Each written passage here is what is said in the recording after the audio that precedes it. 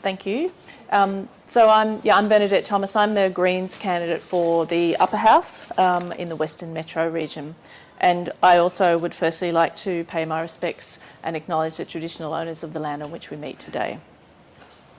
And thanks to the Point Cook Action Group, of course, for organising today and for the invitation to come along and speak with you.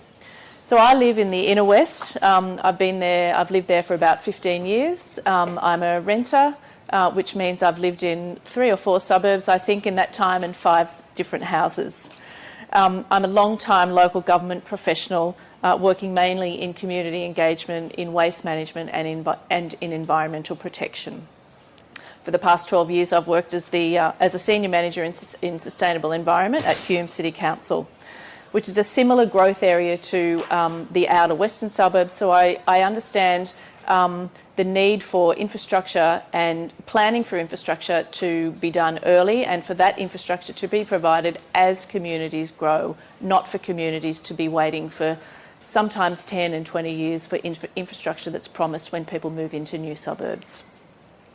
I'm also a councillor at Maribyrnong City Council, and I'm Deputy Chair of Lead West, which is the regional wide advocacy group for the western suburbs. And I was glad that Peter mentioned the Wetlands Centre and the active transport, because they're 2 of our key advocacy asks at Lead West.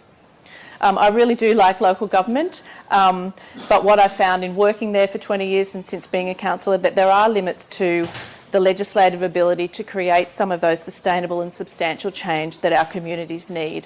So I'm running this election in the Upper House because I want to bring my skills and experience of working locally with communities to influence policy and legislation, decision making, and how resources are allocated, particularly for the western suburbs. I'm connected to Point Cook through my work as a councillor and, as I said, with Lead West, where we take the collective approach to advocacy for the needs of residents right across the western suburbs.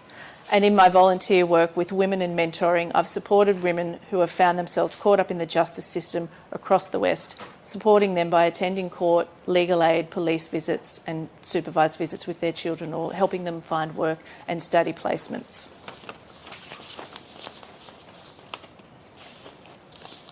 This election, the Greens have focused on policies and plans that will see strong action on climate change, improve housing and rental affordability, and bring back integrity to government and parliament.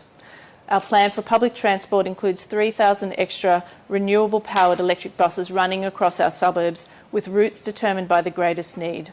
We support the work of the Better Buses for the West campaign, and we also support the Rail Futures West-East proposal. And we know that places like Point Cook are at the top of the list when it comes to public transport needs. We know the provision of schools has not kept pace with population growth in the outer west, despite it being one of government's core responsibilities.